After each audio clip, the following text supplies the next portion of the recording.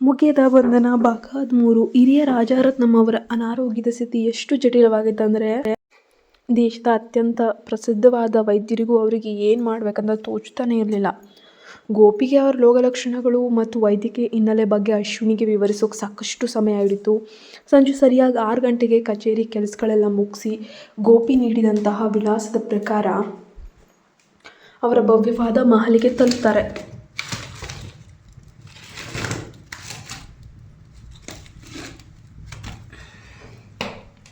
Madam, ನೀವು ಯಾರಂತ ನಾವು ತಿಳ್ಕೊಳ್ಬೋದು ಅಂತ ಕೇಳ್ತಾನೆ ಒಬ್ಬವನು. ಅಶ್ವಿನಿ ಮಗಳು ಅಂತ. ನಮಸ್ಕಾರ, ನಾನು ಹಿರಿಯ ರಾಜಾರತ್ನಂ ಅವರಿಗೆ ಚಿಕಿತ್ಸೆ ನೀಡಲು ಬಂದಿರುವಂತಹ ವೈದ್ಯೆ. ಬೆಳಗ್ಗೆಯಿಂದ ಮಧ್ಯಾಹ್ನ ನಮ್ಮ ಕಡೆಯಿಂದ ಇಲ್ಲಿಗೆ ಕರೆ ಮಾಡಿ ಮಾತನಾಡಲಾಗಿತ್ತು ಅಂತ ಹೇಳ್ತಾಳೆ. ಅವಳು ವಯಸ್ಸಿನಲ್ಲಿ ತುಂಬ ಚಿಕ್ಕವಳಾಗಿ ಕಾಣ್ತಾ ಇದ್ದಾಳೆ. ಆದರೆ ಸಹಾಯಕ ಅವಳನ್ನು ಒಂದು ಕ್ಷಣ ಅಪನಂಬಿಕೆ ಅನುಮಾನದಿಂದ ಮೇಲಿನಿಂದ ಕೆಳಗೆ ಪರೀಕ್ಷಿಸ್ತಿದ್ದಾನೆ. ಇಷ್ಟು ಯುವತಿಯಾಗಿರುವ ಇವಳಿಗೆ ಇಂತಹ ಜಟಿಲವಾದ ಕಾಯಿಲೆನ ಗುಣಪಡಿಸೋದು ಹೇಗೆ ಗೊತ್ತೋ? ಆದರೂ ಸಂಶಯ. ಅವನು ತನ್ನ ಮುಖದಲ್ಲಿ ಅನುಮಾನವನ್ನು ತೋರ್ಪಡಿಸಿಕೊಳ್ಳದೆ 2 ಸೆಕೆಂಡ್ ನಂತರ, ಓಹ್, ನೀವೇ ಆ ವೈದ್ಯರೇ, ದಯವಿಟ್ಟು ಒಳಗೆ ಬನ್ನಿ ಅಂತ ಗೌರವದಿಂದ ಅವಳನ್ನು ಮಹಲಿನ ಒಳಗೆ ಕರೆದೊಯ್ದರು. ರೋಗಿಗೆ ಚಿಕಿತ್ಸೆ ನೀಡುವ ಮುನ್ನ ರೋಗಿಯ ಕಡೆಯವರು ಅಥವಾ ಅವರ ಸಹಾಯಕರು ತನ್ನ ಸಾಮರ್ಥ್ಯದ ಮೇಲೆ ಅನುಮಾನ ವ್ಯಕ್ತಪಡಿಸೋದನ್ನು ಅಶ್ವಿನಿ ಎಂದಿಗೂ ಕೂಡ ಗಂಭೀರವಾಗಿ ತೆಗೆದುಕೊಳ್ತಾ ಇರಲಿಲ್ಲ. ಚಿಕಿತ್ಸೆ ನೀಡುವ ಮುನ್ನ ಎದುರುವ ಇಂತಹ ಅಪನಂಬಿಕೆ ಸವಾಲುಗಳನ್ನು ಸಹಜವಾಗಿ ಸ್ವೀಕರಿಸೋದು ಅವಳ ವೃತ್ತಿಪರ ತತ್ವಗಳಲ್ಲಿ ಒಂದಾಗಿತ್ತು. ಅವಳು ಆ ಸಹಾಯಕನನ್ನು ಹಿಂಬಾಲಿಸುತ್ತಾ ವಿಶಾಲವಾದ ಅಂಗಳವನ್ನು ಪ್ರವೇಶಿಸಿದ್ಳು. ಆ ಅಂಗಳವನ್ನು ಅತ್ಯಂತ ಅದ್ಭುತವಾಗಿ ವಿನ್ಯಾಸಗೊಳಿಸಲಾಗಿತ್ತು. ರಾಜಾರತ್ನಂ ಕುಟುಂಬವು ಶ್ರೀಮಂತಿಕೆ ಮತ್ತು ಸೌಂದರ್ಯಕ್ಕೆ ಎಷ್ಟು ಪ್ರಾಮುಖ್ಯತೆ ನೀಡುತ್ತದೆ ಎಂಬುದು ಎದ್ದು ಕಾಣ್ತಾ ಇತ್ತು. ಅವರು ಭವ್ಯವಾದ ಪ್ರಮುಖ ಸಭಾಂಗಣವನ್ನು ಪ್ರವೇಶಿಸುತ್ತಿದ್ದಾಗೆ ಆ ಸಹಾಯಕ ಅಶ್ವಿನಿಗೆ ಅಲ್ಲಿನ ಸೋಫಾದ ಕುಶನ್ ಮೇಲೆ ಕುಳಿತುಕೊಳ್ಳೋಕ್ಕೆ ಸನ್ನೆ ಮಾಡ್ತಾನೆ. ಮೇಡಮ್, ಸ್ವಲ್ಪ ಸಮಯದ ಹಿಂದಷ್ಟೇ ಒಬ್ಬ ಅತ್ಯಂತ ಪ್ರಮುಖ ಅತಿಥಿ ಇಲ್ಲಿಗೆ ಬಂದಿದ್ದಾರೆ. ನಮ್ಮ ಚಿನ್ನಯ್ಯ. ಆ ಅತಿಥಿಯನ್ನು ಹಿರಿಯ ರಾಜಾರತ್ನಂ ಅವರನ್ನು ಭೇಟಿ ಮಾಡಿಸೋಕೆ ಮೇಲಿನ ಕೋಣೆ ಕರೆದೊಯ್ದಿದ್ದಾರೆ. ನಾನು ತಕ್ಷಣವೇ ಅವರಿಗೆ ನಿಮ್ಮ ಆಗಮನದ ಬಗ್ಗೆ ತಿಳಿಸ್ತೀನಿ. ಅಲ್ಲಿವರೆಗೆ ದಯವಿಟ್ಟು ಇಲ್ಲೇ ಕುಳಿತು ವಿಶ್ರಮಿಸಿ ಅಂತ ವಿನಂತಿಸ್ತಾಳೆ. ಅಶ್ವಿನಿ ತಲೆ ಆಡಿಸ್ತಾ ಸರಿ. ಅವಳು ಅಲ್ಲಿನ ಮೆತ್ತನೆ ಸೋಫಾದ ಮೇಲೆ ಕುಳಿತುಕೊಂಡ್ಳು. ಅಲ್ಲಿನ ಕೆಲಸದಕ್ಕೆ ಒಬ್ಬಳು ಅವಳಿಗೆ ಬಿಸಿ ಬಿಸಿ ಕಾಫಿ ತಂದು ಕೊಟ್ಲು. ಕೆಲವು ನಿಮಿಷಗಳ ಕಳೆದವು. ಹಠಾತ್ತಾಗಿ ಮಹಲಿನ ಒಂದು ವಿಶಾಲವಾದ ಮೆಟ್ಟಿಲುಗಳ ಮೇಲೆ ಅಶ್ವಿನಿ ತನ್ನ ಕೈಲಿದ್ದ ಕಾಫಿ ಕಪ್ಪನ್ನು ಕೆಳಗಿಟ್ಟು ನಿಧಾನವಾಗಿ ಮೆಟ್ಟಿಲು ಕಡೆ ತಿರುಗಿ ನೋಡ್ತಾಳೆ. ಮೆಟ್ಟಿಲುಗಳು ಮೇಲಿಂದ ಯುವ ದಂಪತಿಗಳು ಅತ್ಯಂತ ಗಾಂಭೀರ್ಯದಿಂದ ಬರ್ತಿದ್ದಾರೆ. ಮೊದಲ ನೋಟದಲ್ಲಿ ಅವರಿಬ್ಬರು ಅಶ್ವಿನಿಗೆ ತೀರಾ ಪರಿಚಿತರಂತೆ ಕಂಡರು. ಅತ್ಯಂತ ಸುಂದರವಾಗಿದ್ದ, ಆಕರ್ಷಕವಾಗಿದ್ದ ಮಹಿಳೆ ಅವಳು. ನೋಡಲು ಅವರಿಬ್ಬರು ಸಹೋದರ ಸಹೋದರಿಯಂತೆ ಕಾಣ್ತಾರೆ. ಅವರು ಮೆಟ್ಟಿಲುಗಳ ಮೇಲೆ ಕೆಳಗೆ ಇಳಿದು ಬರುತ್ತಿರುವಾಗ ತಮ್ಮ ಹಿಂದೆ ಬರ್ತಿದ್ದ ಯಾರೊಂದಿಗೋ ಅತ್ಯಂತ ಸುಂದರವಾಗಿದ್ದಂತಹ ಆ ವ್ಯಕ್ತಿತ್ವಗಳನ್ನು ನೋಡಿದ ತಕ್ಷಣ ತುಂಬ ಅವಳಿಗೆ ಆಶ್ಚರ್ಯಚಕಿತವಾಯಿತು. ಅವರು ಮೆಟ್ಟಿಲುಗಳ ಮೇಲೆ ಕೆಳಗೆ ಇಳಿದು ಬರುತ್ತಿರುವಾಗ ತಮ್ಮ ಹಿಂದೆ ಬರ್ತಾ ಇರುವಂತಹ ಯಾರೊಂದಿಗೋ ತುಂಬ ಗಂಭೀರವಾಗಿ ಮಾತಾಡ್ತಾ ಬರ್ತಾಯಿದ್ರು. ಆ ಸಹಾಯಕ ಮೊದಲೇ ಹೇಳಿದ್ದ ಮುಖ್ಯ ಅತಿಥಿ ಇವರೇ ಇರಬೇಕು ಅಂತ ಅಶ್ವಿನಿ ಕೂಡ ಭಾವಿಸಿದ್ಲು. ಮೆಟ್ಟಿಲುಗಳ ತಿರುವಿನಲ್ಲಿ ಆ ಮುಖ್ಯ ಅತಿಥಿ ಯಾರೆಂದು ಸಂಪೂರ್ಣವಾಗಿ ಕಾಣಿಸೋವರೆಗೂ ಅಶ್ವಿನಿಯ ದೃಷ್ಟಿ ಅತ್ತ ಕಡೆಯೇ ನೆಟ್ಟಿತ್ತು. ಹಬ್ಬ, ಮೆಟ್ಟಿಲುಗಳ ಕೆಳಗೆ ಇಳಿದು ಬರ್ತಾ ಇರುವಂತಹ ಆ ಯುವ ದಂಪತಿಗಳು ಯಾರು? ಅವರ ಹಿಂದೆ ಬರ್ತಾ ಇರುವಂತಹ ನಿಗೂಢ ಅತಿಥಿ ಸ್ವತಃ ಸುಹಾಸ್ನಿ ಇರಬಹುದೇ? ಅಶ್ವಿನಿ ಮತ್ತು ಸುಹಾಸ್ ಇಬ್ಬರು ಮುಖಾಮುಖಿಯಾಗುವ ಕ್ಷಣ ಬಂದೇ ಬಿಡ್ತಾ. ಅಶ್ವಿನಿಯ ದೃಷ್ಟಿ ಆ ಮುಖ್ಯ ಅತಿಥಿಯನ್ನು ಹಿಂಬಾಲಿಸ್ತು. ಮೆಟ್ಟಿಲುಗಳ ಮೇಲಿಂದ ಇಳಿದು ಬರ್ತಾ ಇದ್ದಂತಹ ಆ ವ್ಯಕ್ತಿ ಅತ್ಯಂತ ಎತ್ತರ, ಗಾಂಭೀರ್ಯ ಮತ್ತು ಭವ್ಯ ವ್ಯಕ್ತಿತ್ವವನ್ನು ಹೊಂದಿದ್ದ. ಅತ್ಯಂತ ಆಶ್ಚರ್ಯವೆಂದರೆ ಅವನ ತೋಳುಗಳಲ್ಲಿ ಒಂದು ಪುಟ್ಟ ಮಗುವಿತ್ತು. ಅವನು ತನ್ನ ಮುಂದೆ ನಡೆದು ಹೋಗ್ತಿದ್ದ ಯುವ ದಂಪತಿಗಳೊಂದಿಗೆ ಅತ್ಯಂತ ಸಹಜವಾದ ಮುಖಭಾವದೊಂದಿಗೆ ಮಾತಾಡ್ತಾ ಕೆಳಗಿಳಿತಿದ್ದಾನೆ. ಹಠಾತ್ತಾಗಿ ಯಾರೋ ಬಲವಾಗಿ ದಿಟ್ಟಿಸುತ್ತಿರುವ ಗಮನಿಸಿದವನಂತೆ ಆ ವ್ಯಕ್ತಿ ನಿಧಾನವಾಗಿ ತನ್ನ ತೀಕ್ಷ್ಣ ದೃಷ್ಟಿಯನ್ನು ಅವಳ ಕಡೆ ತಿರುಗಿಸ್ತಾನೆ. ಅವರಿಬ್ಬರ ಕಣ್ಣುಗಳು ಪರಸ್ಪರ ಭೇಟಿಯಾದ ಕ್ಷಣ ಅಶ್ವಿನಿಯ ಹೃದಯ ಅನಿಯಂತ್ರಿತವಾಗಿ ಜೋರಾಗಿ ಬಡ್ಕೊಳ್ಳುತ್ತೆ. ಅವನು ಸುಹಾಸ್ ಅವನನ್ನು ಆ ಸಮಯದಲ್ಲಿ ಈ ಜಾಗದಲ್ಲಿ ನೋಡ್ತೀನಿ ಅಂತ ಅಶ್ವಿನಿ ಅಂದ್ಕೊಂಡಿರಲಿಲ್ಲ. ಆ ಕರಾಳ ರಾತ್ರಿಯ ಘಟನೆಗಳ ಎಲ್ಲ ನೆನಪುಗಳು ಒಮ್ಮೆಲೆ ಚಂಡಮಾರುತದಂತೆ ಅವಳ ಮನಸ್ಸಿನಲ್ಲಿ ತುಂಬಿ ಹೋದವು. ಅಶ್ವಿನಿಯ ಕಣ್ಣುಗಳು ತಲ್ಲಣದಿಂದ ನಡುಗ್ತಾ ಇದ್ವು. ಅವಳಿಗೆ ಅವನ ಆ ತೀಕ್ಷ್ಣ ಕಣ್ಣುಗಳನ್ನು ನೇರವಾಗಿ ಎದುರಿಸಲು ಸಾಧ್ಯವೇ ಆಗಲಿಲ್ಲ. ಬಲವಂತವಾಗಿ ತನ್ನ ಕೈಗಳನ್ನು ಬಿಗಿಯಾಗಿಡಿಕೊಂಡು ತನ್ನನ್ನು ತಾನು ನಿಯಂತ್ರಿಸಿಕೊಂಡ ನಂತರವೇ ಅವಳು ಹೇಗೋ ಶಾಂತಗೊಳ್ಳುವಲ್ಲಿ ಯಶಸ್ವಿಯಾಗ್ತಾಳೆ.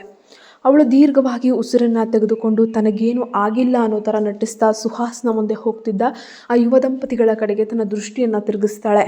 ಅತ್ತ ಮೆಟ್ಟಿಲುಗಳ ಮೇಲೆ ಸುಹಾಸ್ ಕೂಡ ಒಂದು ಕ್ಷಣ ಹಾಗೆಯೇ ಸ್ತಬ್ಧನಾಗಿ ನಿಂತು ಬಿಡ್ತಾನೆ. ಕೆಳಗೆ ಸೋಫಾದ ಮೇಲೆ ಕುಳಿತಿದ್ದ ಆ ಯುವತಿಯನ್ನು ನೋಡಿದ ತಕ್ಷಣ ಅವನ ಕಣ್ಣುಗಳು ಕಿರಿದಾದವು. ತನ್ನ ಮನಸ್ಸಿನಲ್ಲಿದ್ದ ಅನುಮಾನವನ್ನು ನೆನಪನ್ನು ದೃಢೀಕರಿಸಿಕೊಳ್ಳುವಂತೆ ಅವನ ತೀಕ್ಷ್ಣ ನೋಟ ಮುಖದ ಮೇಲೆಯೇ ನಿಟ್ಟುತ್ತೆ. ಅಶ್ವಿನಿ ತಕ್ಷಣವೇ ತನ್ನ ದೃಷ್ಟಿಯನ್ನು ಬೇರೆಡೆಗೆ ತಿರುಗಿಸಿದಾಗ ಅವನ ಕಣ್ಣುಗಳು ಕತ್ತಲೆಯಾದವು. ಇದು ನಿಜವಾಗಿಯೂ ಅಶ್ವಿನಿಯಾ? ನಾನು ಬೇರೆ ಯಾರೋ ಇರ್ಬೋದು ಅಂದ್ಕೊಂಡಿದ್ದೆ, ಆದರೆ ಅವಳು ಇಲ್ಲಿಗೇಕೆ? ಅವಳು ಸ್ವಲ್ಪ ಗೊಂದಲಕ್ಕೊಳಗಾಗಿದ್ದಾನೆ, ಆದರೆ ಜಾಣತನದಿಂದ ಗೊಂದಲವನ್ನು ತನ್ನ ಮುಖದಲ್ಲಿ ಎಳ್ಳಷ್ಟು ತೋರಿಸ್ಕೊಳ್ಳಲ್ಲ. ಸುಹಾಸ್ ಇದ್ದಕ್ಕಿದ್ದಂತೆ ಹೆಜ್ಜೆ ಇಡುವುದನ್ನು ನಿಲ್ಲಿಸ್ತಾನೆ. ಗಮನಿಸಿ ಅವನ ಮುಂದೆ ಹೋಗ್ತಿದ್ದ ಯುವಕ ತಿರುಗಿ, ಏನಾಯಿತು ಸುಹಾಸ್, ಯಾಕೆ ನಿಂತುಬಿಟ್ಟೆ ಅಂತ ಕುತೂಹಲದಿಂದ ಕೇಳ್ತಿದ್ದಾನೆ.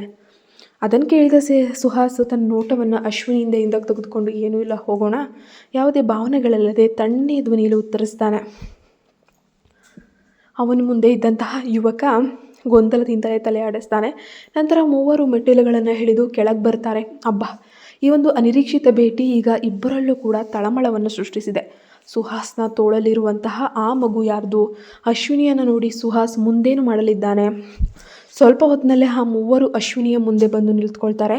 ಅವರು ಹತ್ತಿರ ಬರ್ತಾ ಇದ್ದಂಗೆ ಸುಹಾಸ್ನ ತೋಳುಗಳಲ್ಲಿದ್ದ ಪುಟ್ಟ ಮಗು ಅನ್ವಿತಾ ತನ್ನ ಮುಂದೆ ನಿಂತಿದ್ದ ಸುಂದರ ಮಹಿಳೆಯಾದ ಅಶ್ವಿನಿಯನ್ನು ರೆಪ್ಪೆ ಬಡಿಯದೆ ದಿಟ್ಟಿಸಿ ನೋಡ್ತಾ ಇದ್ದಾನೆ. ಆ ಮಗುವಿನ ಮುಖದಲ್ಲಿ ಒಂದು ರೀತಿಯ ಮುಗ್ಧ ಸಂತೋಷ, ಆಕರ್ಷಣೆ ಎದ್ದು ಕಾಣ್ತಾ ಇದೆ. ತಂದೆ ಮಗಳ ಜೋಡಿ ತನಗೆ ಹೀಗೆ ಏಕಾಗ್ರತೆಯಿಂದ ನೋಡುತ್ತಿರುವುದನ್ನು ಕಂಡು ತಾನು ಹೀಗೆ ಪ್ರತಿಕ್ರಿಯಿಸಬೇಕು ಅಂತ ತಿಳಿದೆ ಅಶ್ವಿನಿ ಮನದಲ್ಲೇ ಒದ್ದಾಡ್ತಿದ್ದಾಳೆ. ಆದರೆ ಅದೃಷ್ಟವಶಾತ್ ಸುಹಾಸ್ನ ಮುಂದೆ ನಿಂತಿದ್ದ ಜಯಂತ್ ಅಲ್ಲಿನ ನಿಶಬ್ದವನ್ನು ಮುರಿಯಲು ಮೊದಲು ಮಾತಾಡಿ, ನಮಸ್ಕಾರ ಡಾಕ್ಟರ್ ಗೋಪಿಯವರೇ, ನಮ್ಮ ಹಿರಿಯ ರಾಜರತ್ನಂ ಅವರಿಗೆ ಚಿಕಿತ್ಸೆ ನೀಡಲು ಶಿಫಾರಸು ಮಾಡಿದ ಅತ್ಯಂತ ಪ್ರತಿಭಾವಂತ ವೈದ್ಯರು ಇವರೇನಾ ಅಂತ ಕೇಳ್ತಾರೆ. ಅಶ್ವಿನಿ ತಕ್ಷಣವೇ ತನ್ನ ಮುಖದ ಭಾವನೆಗಳನ್ನು ಹತೋಟಿಗೆ ತಂದುಕೊಂಡು ಸೌಮ್ಯವಾಗಿ ಮುಗುಳ್ನಗುತ್ತಾ, ಹೌದು, ನನ್ನ ಹೆಸರು ಅಶ್ವಿನಿ ಅಂತ ಹೇಳ್ತಾಳೆ. ಡಾಕ್ಟರ್ ಅಶ್ವಿನಿ. ಆ ಯುವಕ ತುಂಬ ನಗುವಿನಿಂದ ಕೈ ಚಾಚುತ್ತಾ ಹೇಳ್ತಾನೆ, ನನ್ನ ಹೆಸರು ಜಯಂತ್ ರಾಜರತ್ನಂ, ಇವರು ನನ್ನ ತಂಗಿ ಪವಿತ್ರ ರಾಜರತ್ನಂ.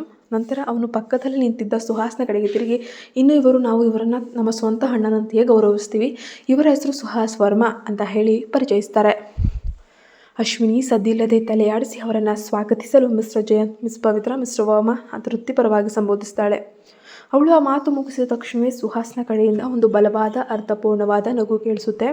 ಆದರೆ ಆ ನಗುವಿನಲ್ಲಿ ಯಾವುದೇ ಆಂದರವಿರಲಿಲ್ಲ. ಬದಲಿಗೆ ಅವಳನ್ನು ಕಂಡ ತೀವ್ರ ಹಣಕ ಮತ್ತು ವ್ಯಂಗ್ಯ ಎದ್ದು ಕಾಣ್ತಾ ಇತ್ತು. ಅಶ್ವಿನಿ ಅವನ ಕಣ್ಣುಗಳಲ್ಲಿ ತನಗಾಗಿ ಕಾಯುತ್ತಿದ್ದಂತಹ ಕ್ರೂರ ಭಾವನೆಗಳನ್ನು ಎದುರಿಸಲಾಗದೆ ತಟ್ಟನೆ ತಲೆ ತಗ್ಗಿಸಿ ತನ್ನ ಕಣ್ಣುಗಳನ್ನು ಮರೆಮಾಚಿಕೊಂಡ್ಳು. ಅವರ ನಡುವಿನ ಆ ನಿಗೂಢ ಹಾವಭಾವಗಳನ್ನು ಗಮನಿಸಿದ ಪವಿತ್ರಾಳಿಗೆ ಒಂದು ಕ್ಷಣ ಗೊಂದಲ ಕೂಡ ಆಗುತ್ತೆ.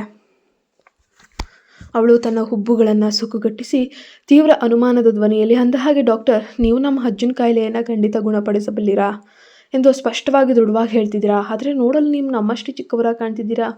ನೀವು ವೈದ್ಯಕೀಯ ವೃತ್ತಿಗೆ ಬಹಳ ವರ್ಷಗಳೇನಾಗಿಲ್ಲ ಅಂತ ನಾನು ಭಾವಿಸ್ತೀನಿ. ಇಂಥ ಕಠಿಣ ಪರಿಸ್ಥಿತಿಯಲ್ಲಿ ನಿಮ್ಮಿಂದ ನಿಜವಾಗಿ ಇದನ್ನು ಮಾಡೋಕ್ಕೆ ಸಾಧ್ಯನಾ ಅಂತ ನೇರವಾಗಿ ಕೇಳಿದ್ಲು. ಅವಳ ಮಾತುಗಳು ಸ್ವಲ್ಪ ಸಮಯದ ಹಿಂದೆ ಅಸಹಾಯಕ ಹೇಳಿದ ಅನುಮಾನದ ಮಾತುಗಳನ್ನೇ ಹೋಲ್ತಾ ಇದ್ವು. ಆದಾಗ್ಯೂ ಅತ್ಯಂತ ಚಿಂತಾಕ್ರಾಂತನಾಗಿರುವ ರೋಗಿಯ ಕುಟುಂಬದ ಸದಸ್ಯರಾಗಿ ಅವರ ಮನಸ್ಸಿನಲ್ಲಿ ಇಂತಹ ಸಂಶಯಗಳು ಮೂಡುವುದು ಸಹಜವೇ ಅಂತ ಭಾವಿಸಿದ ಅಶ್ವಿನಿ ಅದನ್ನು ನಯವಾಗಿ ಸ್ವೀಕರಿಸ್ತಾಳೆ. ಅವಳು ಉತ್ತರಿಸಲು ಸಿದ್ಧವಾಗುವಷ್ಟರಲ್ಲೇ ಜಯಂತ್ ಮಧ್ಯ ಪ್ರವೇಶಿಸಿ ಕ್ಷಮೆಯಾಚಿಸುವಂತಹ ಧ್ವನಿಯಲ್ಲಿ ಕೇಳ್ತಾನೆ, ದಯವಿಟ್ಟು ಕ್ಷಮಿಸಿ ಡಾಕ್ಟರ್, ನನ್ನ ಅಜ್ಜನ ಆರೋಗ್ಯ ಸ್ಥಿತಿ ದಿನದಿಂದ ದಿನಕ್ಕೆ ತುಂಬ ಅಂದರೆ ತುಂಬ ಕೆಟ್ಟದಾಗಿ ಹದಗೆಡ್ತಾ ಇದೆ. ನಾವು ಈಗಾಗಲೇ ದೇಶ ಮತ್ತು ವಿದೇಶಗಳ ಎಲ್ಲ ಪ್ರಸಿದ್ಧ ವೈದ್ಯರನ್ನು ಇಲ್ಲಿಗೆ ಕರೆಸಿ ಚಿಕಿತ್ಸೆ ಕೊಡಿಸಿದ್ದೀವಿ.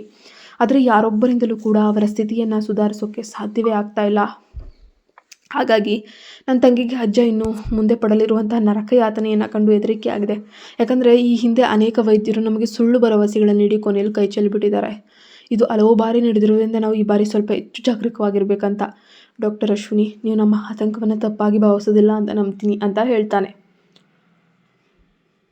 ನಂತರ ಅವನು ಕೋಪದಿಂದ ಪವಿತ್ರಾಳ ಕಡೆಗೆ ತಿರುಗಿ, ಪವಿತ್ರ, ಡಾಕ್ಟರ್ ಅಶ್ವಿನಿ ಅವರು ನಮ್ಮ ಅಜ್ಜನಿಗೆ ಚಿಕಿತ್ಸೆ ನೀಡೋಕೆ ಬಂದಿರುವಂತಹ ಗೌರವಾನ್ವಿತ ವೈದ್ಯರು. ನೀನು ಅವರೊಂದಿಗೆ ಹೇಗೆ ಇಷ್ಟು ಅಗೌರವದಿಂದ ಮಾತಾಡ್ತೀಯಾ? ಈಗಲೇ ಅವರಿಗೆ ಕ್ಷಮೆ ಯಾಚಿಸು ಅಂತ ಗದರಿಸ್ತಾನೆ. ಪವಿತ್ರಾಳಿಗೆ ಒಳ್ಳೆ ಮನಸ್ಸಿನಲ್ಲಿ ಇಷ್ಟವಿಲ್ಲದಿದ್ದರೂ ಅಣ್ಣನ ಮಾತಿಗೆ ಎದುರಿ ತನ್ನ ಮುಖವನ್ನು ಬೇರೆಡೆಗೆ ತಿರುಗಿಸ್ಕೊಂಡು ಅತ್ಯಂತ ಸಣ್ಣ ಧ್ವನಿಯಲ್ಲಿ ಕ್ಷಮಿಸಿ ಅಂತ ಹೇಳಿ ಗೋಣಾಗ್ತಾಳೆ.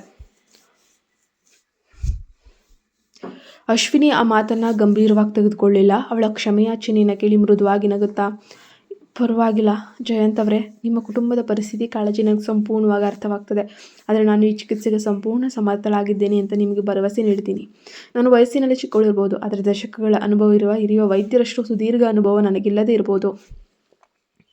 ಆದರೆ ನಾನು ಈ ವಿದೇಶಗಳಲ್ಲಿ ಜಟಿಲ ಮತ್ತು ಸಂಕೀರ್ಣವಾದ ಕಾಯಿಲೆಗಳ ಬಗ್ಗೆ ಆಳವಾದ ವೈಜ್ಞಾನಿಕ ಸಂಶೋಧನೆಯನ್ನು ನಡೆಸ್ಕೊಳ್ತಾ ಬಂದಿದ್ದೀನಿ.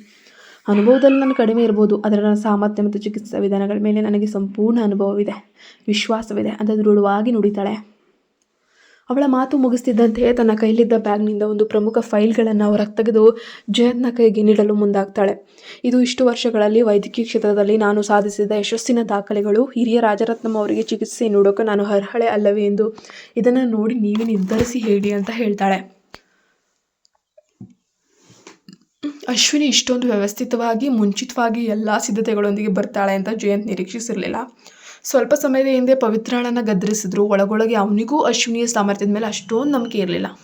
ಆದರೆ ಅವಳು ಮಾತನಾಡಿ ದೃಢವಾದ ಶೈಲಿ, ಅವಳ ಅಚಲವಾದ ಆತ್ಮವಿಶ್ವಾಸವನ್ನು ನೋಡಿದ ನಂತರ ಅವಳ ಯೋಗ್ಯತೆ ದಾಖಲೆಗಳನ್ನು ನೋಡಿಯೇ ಅವಳು ಅತ್ಯಂತ ಸಮರ್ಥ ವೈದ್ಯೆ ಅಂತ ನಂಬೋ ಥರ ಆಯಿತು. ಆದರೂ ತನ್ನ ಅಜ್ಜನ ಜೀವವನ್ನು ಉಳಿಸುವ ಜವಾಬ್ದಾರಿ ಅಶ್ವಿನಿ ಹಿನ್ನೆಲೆ ಬಗ್ಗೆ ಇದು ಕುತೂಹಲ. ಜಯಂತ್ ಆ ದಾಖಲೆಗಳನ್ನು ಪಡೆದು ಓದಲು ಕೈ ಚಾಚ್ತಾನೆ. ಆದರೆ ಅವನ ಕೈ ಆ ಫೈಲನ್ನು ಮುಟ್ಟುವ ಮೊದಲೇ ಅತ್ಯಂತ ಆಕರ್ಷಕವಾಗಿ ಹಾಗೂ ಕೆತ್ತಿದ ಶಿಲ್ಪದಂತೆ ಕಾಣಿಸ್ತಿದ್ದ ಸುಹಾಸ್ನ ಬಲಿಷ್ಠ ಕೈಯೊಂದು ನಡುವೆ ನುಗ್ಗಿ ಮಿಂಚಿನ ವೇಗದಲ್ಲಿ ಅಶ್ವಿನಿ ಕೈಲಿದ್ದ ಸಾಧನೆಯ ದಾಖಲೆಯನ್ನು ಬಲವಂತವಾಗಿ ಕಸಿದುಕೊಳ್ಳುತ್ತೆ. ಅಬ್ಬಾ, ಸುಹಾಸ್ ಬೇಕಂತಲೇ ಅಶ್ವಿನಿಯ ಅರ್ಹತೆ ದಾಖಲೆಗಳನ್ನು ಕಸಿದುಕೊಂಡಿದ್ದಾನೆ ಅಂತ ಜಯಂತ್ ಪವಿತ್ರ ಎದುರೆ ಅಶ್ವಿನಿಯನ್ನು ಆಡಿಕೊಳ್ಳಲು ಅವನು ಮುಂದಿನ ಹೆಜ್ಜೆ ಏನಿಡ್ತಾನೆ.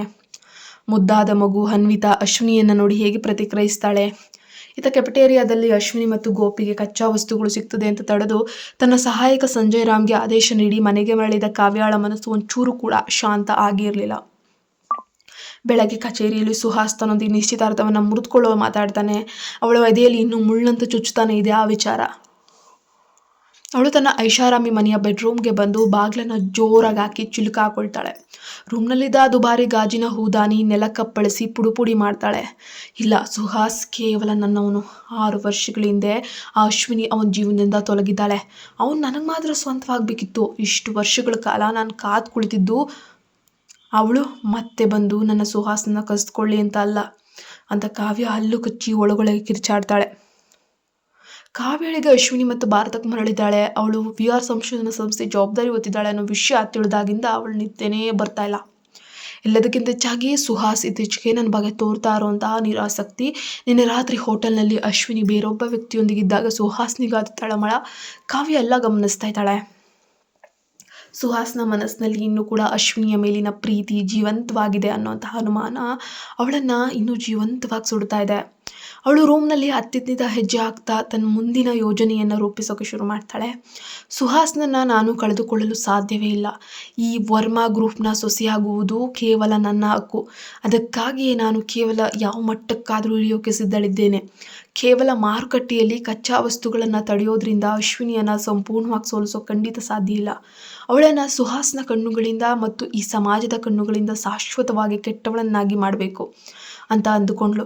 ತಕ್ಷಣವೇ ಅವಳು ಬೆಡ್ ಮೇಲಿದ್ದ ತನ್ನ ಫೋನನ್ನು ಎತ್ಕೊಂಡು ತನಗೆ ಅತ್ಯಂತ ಆಪ್ತನಾಗಿದ್ದಂತಹ ತೆರೆಮರೆಯ ಕರಾಳ ಕೆಲಸಗಳನ್ನು ಮಾಡಿಕೊಡ್ತಿದ್ದಂತಹ ರೌಂಡಿ ಮುಖಂಡನಿಗೆ ಕರೆ ಮಾಡಿ ಮಾತಾಡ್ತಾ ಇದ್ದಾಳೆ. ಫೋನಿನ ಇನ್ನೊಂದು ತುದಿಯಲ್ಲಿ ಕರೆ ಸ್ವೀಕರಿಸಿದ್ದಂತೆ ಕಾವ್ಯಳ ಧ್ವನಿ ಅತ್ಯಂತ ಕ್ರೂರವಾಗಿ ಬದಲಾಗುತ್ತೆ. ನೋಡು, ನನಗೆ ಚೆನ್ನೈನಲ್ಲಿರುವ VR ಸಂಶೋಧನಾ ಸಂಸ್ಥೆ ಡಾಕ್ಟರ್ ಅಶ್ವಿನಿ ಬಗ್ಗೆ ಪ್ರತಿಯೊಂದು ಹೆಜ್ಜೆಯ ಮಾಹಿತಿ ಬೇಕು. ಅವಳು ಯಾರನ್ನ ಭೇಟಿ ಆಗ್ತಾಳೆ, ಏನು ಮಾಡ್ತಾಳೆ ಅನ್ನೋದು ಕ್ಷಣಕ್ಕೂ ನನಗೆ ಅಪ್ಡೇಟ್ ಆಗಬೇಕು. ಎಲ್ಲದಕ್ಕಿಂತ ಮುಖ್ಯವಾಗಿ ಅವಳ ಮೆಡಿಕಲ್ ರಿಸರ್ಚ್ ಫೈಲ್ಗಳು ಅವಳ ವೈದ್ಯಕೀಯ ಚಟುವಟಿಕೆಗಳಲ್ಲಿ ಏನಾದರೂ ಒಂದು ದೊಡ್ಡ ಹಗರಣವನ್ನು ಸೃಷ್ಟಿಸಿ ಅವಳ ಲೈಸೆನ್ಸ್ ರದ್ದಾಗುವಂತೆ ಮಾಡಬೇಕು. ಹಣದ ಬಗ್ಗೆ ಯೋಚಿಸಬೇಡಿ, ನನ್ನ ಕೆಲಸ ಮಾತ್ರ ಅಚ್ಚುಕಟ್ಟಾಗಬೇಕು ಅಂತ ಆದೇಶಿಸಿ ಫೋನ್ ಕಟ್ ಮಾಡ್ತಾಳೆ. ಕಾವ್ಯಳ ಮುಖದಲ್ಲಿ ಈಗ ಒಂದು ವಿಕೃತವಾದ ನಗು ಮೂಡುತ್ತೆ. ಸುಹಾಸ್ನನ್ನ ಪಡೆಯೋಕೆ ಅವಳು ಮನೆಯಲ್ಲೇ ಕುಳಿತು ತನ್ನ ಮೊದಲ ದಾಳವನ್ನು ಹುರುಳಿಸ್ತಾಳೆ. ಮರುದಿನ ಬೆಳಗ್ಗೆ ಕಾವ್ಯ ಅತ್ಯಂತ ಸುಂದರವಾಗಿ ಅಲಂಕಾರ ಮಾಡಿಕೊಂಡು ತನ್ನ ಮುಖದಲ್ಲಿದ್ದಂತಹ ಕ್ರೌರ್ಯವನ್ನೆಲ್ಲ ಮರೆಮಾಚಿ ಅತ್ಯಂತ ಮುಗ್ಧ ಹುಡುಗಿಯಂತೆ ನಟಿಸುತ್ತಾ ಸುಹಾಸ್ನ ತಂದೆಯವರಾದ ವರ್ಮಾ ಸರ್ ಅವರ ಮನೆಗೆ ತಲುಪ್ತಾಳೆ. ಸುಹಾಸ್ನನ್ನ ತನ್ನ ಮದುವೆಯ ಬಲೆಯಲ್ಲಿ ಸಿಕ್ಕಿಸ್ಬೇಕಾದ್ರೆ ಮೊದಲು ಅವನ ತಂದೆ ಬೆಂಬಲ ತನಗೆ ಸಂಪೂರ್ಣವಾಗಿ ಬೇಕಾಗುತ್ತೆ ಅನ್ನೋಂಥದ್ದು ಅವಳಿಗೆ ತುಂಬ ಚೆನ್ನಾಗಿ ಗೊತ್ತಿತ್ತು. ವರ್ಮಾ ಸರ್ ಅಜಾರದಲ್ಲಿ ಕುಳಿತು ಪತ್ರಿಕೆಯನ್ನು ಓದ್ತಿರೋದನ್ನು ಕಂಡ ಕಾವ್ಯ ಮೆಲ್ಲನೆ ನಡೆದು ಹೋಗಿ ಅವರ ಪಾದಗಳಿಗೆ ನಮಸ್ಕರಿಸ್ತಾಳೆ. ಬಾ ಕಾವ್ಯ, ಇಷ್ಟು ಬೇಗ ಬಂದಿದೆಯಾ? ಸುಹಾಸ್ ಇನ್ನೂ ಕಚೇರಿಗೆ ಹೊರಟಿಲ್ಲ ಅನಿಸುತ್ತೆ ಅಂತ ಹೇಳ್ತಾರೆ ವರ್ಮಾ ಸರ್ ಪ್ರೀತಿಯಿಂದ.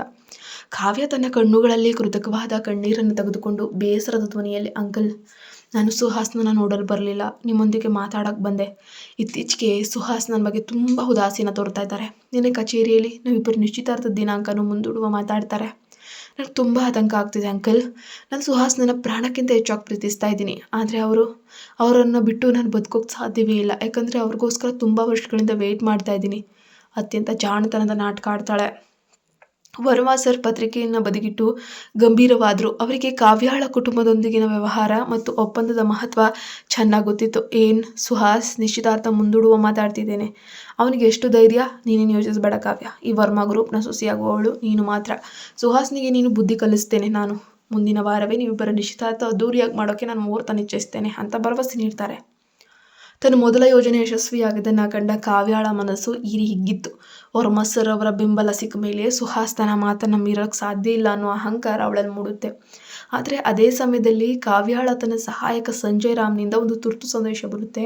ಅದನ್ನು ಓದಿದ ಕಾವ್ಯಾಳ ಮುಖ ಒಮ್ಮೆಲೆ ಬೆಳೆಸಿಕೊಳ್ಳುತ್ತೆ. ಅದರಲ್ಲಿ ಬರೆದಿತ್ತು, ಮೇಡಮ್, ಡಾಕ್ಟರ್ ಅಶ್ವಿನಿ ಗೋಪಿ ಇಂದು ರಾತ್ರಿ ಹಿರಿಯ ರಾಜಾರತ್ನಂ ಅವರ ಮನೆಗೆ ಚಿಕಿತ್ಸೆ ನೀಡಲು ಅಪಾಯಿಂಟ್ಮೆಂಟನ್ನು ತಗೊಂಡಿದ್ದಾರೆ.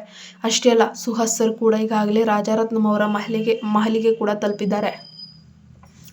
ಫೋನ್ ಸ್ಕ್ರೀನ್ ನೋಡಿದ ಕಾವ್ಯಾಳಿಗೆ ಕಾಲಡಿ ಭೂಮಿ ಕುಸ್ತಂಗಾಯಿತು. ರಾಜಾರತ್ನಂ ಕುಟುಂಬಸ್ಥರು ಅಶ್ವಿನಿಗೆ ಚಿಕಿತ್ಸೆ ನೀಡಲು ಅವಕಾಶ ಕೊಟ್ಟಾರಾ? ಅಂದರೆ ಅಲ್ಲಿ ಸುಹಾಸ್ ಮತ್ತು ಅಶ್ವಿನಿ ಇಬ್ಬರೂ ಕೂಡ ಮುಖಾಮುಖಿ ಆಗ್ತಾ ಇದ್ದಾರಾ? ಇಲ್ಲ, ಇದು ನಡೆಯಲು ನಾನು ಖಂಡಿತ ಬಿಡೋದಿಲ್ಲ ಎಂದು ಕಾವ್ಯ ಮನದಲ್ಲೇ ಚೀರಾಡಿದ್ಲು. ವರ್ಮಾ ಸರ್ ಅವರಿಂದ ತರಾತುರಿಯಲ್ಲಿ ಬೀಳ್ಕೊಂಡು ಹೊರಬಂದ ಕಾವ್ಯ ನೇರವಾಗಿ ರಾಜಾರತ್ನಂ ಅವರ ಮಹಲಿಗೆ ಕಡೆಗೆ ತನ್ನ ಕಾರನ್ನು ಅತ್ಯಂತ ವೇಗವಾಗಿ ಚಲಾಯಿಸೋಕೆ ಸಂಜಯ್ಗೆ ಆದೇಶಿಸ್ತಾಳೆ. ಅಶ್ವಿನಿ ಸುಹಾಸ್ನ ನಡುವೆ ಯಾವುದೇ ಮರುಮಿಲನ ಆಗದಂತೆ ತಡೆಯೋಕೆ ಅವಳು ಸ್ವತಃ ರಣರಂಗಕ್ಕೆ ಧುಮುಕಲು ಸಿದ್ಧಳಾಗಿದ್ಲು. ಮಾರುಕಟ್ಟೆಯಲ್ಲಿ ಅಶ್ವಿನಿಗೆ ಕಚ್ಚಾ ವಸ್ತುಗಳು ಸಿಗದಂಗೆ ತಡೆದಿದ್ದೇನೆ ಎಂಬ ಅಹಂಕಾರದಲ್ಲಿದ್ದ ಕಾವ್ಯಾಳಿಗೆ ಕಚೇರಿಯಲ್ಲಿ ಸುಹಾಸ್ ತನ್ನೊಂದಿಗೆ ನಿಶ್ಚಿತಾರ್ಥವನ್ನು ಮುರಿದುಕೊಳ್ಳುವ ಮಾತಾಡಿದ್ದು ಭಾರೀ ಆಘಾತ ನೀಡುತ್ತೆ. ಅವಳು ಕೋಪದಿಂದ ತತ್ತರಿಸುತ್ತಾ ತನ್ನ ಐಷಾರಾಮಿ ಮನೆಗೆ ಮರಳ್ತಾಳೆ.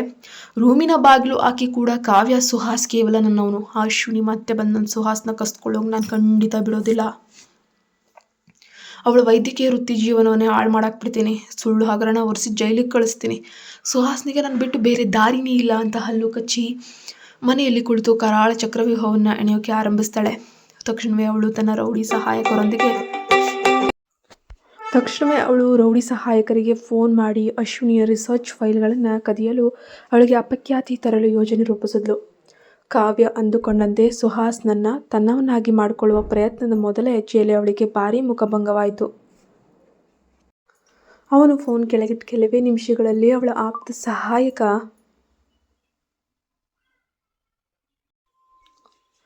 ನೀವು ಅಶ್ವಿನಿಯ ಲ್ಯಾಬ್ಗೆ ಕಳಿಸಿದ್ದ ನಮ್ಮ ಆಳುಗಳು ಸುಹಾಸ್ ಸರ್ ಅವರ ಸೆಕ್ಯೂರಿಟಿ ಟೀಮ್ ರೆಡ್ ಹ್ಯಾಂಡ್ ಆಗಿ ಹಿಡಿದು ಪೊಲೀಸರಿಗೆ ಒಪ್ಪಿಸಿದೆ. ಅಷ್ಟೇ ಅಲ್ಲ, ನೀವು ಮಾರುಕಟ್ಟೆಯಲ್ಲಿ ತಡೆದಿದ್ದ ಕಚ್ಚಾ ವಸ್ತುಗಳನ್ನು ಸುಹಾಸ್ ಸರ್ ತಾವೇ ಖುದ್ದಾಗಿ ನಿಂತು ತಮ್ಮದೇ ವಿಶೇಷ ಅಧಿಕಾರವನ್ನು ಬಳಸಿ ಅಶ್ವಿನಿಯ ರಿಸರ್ಚ್ ಲ್ಯಾಬ್ಗೆ ತಲುಪಿಸುವಂತೆ ಮಾಡಿದ್ದಾರೆ ಅಂತ ಹೇಳ್ತಾನೆ.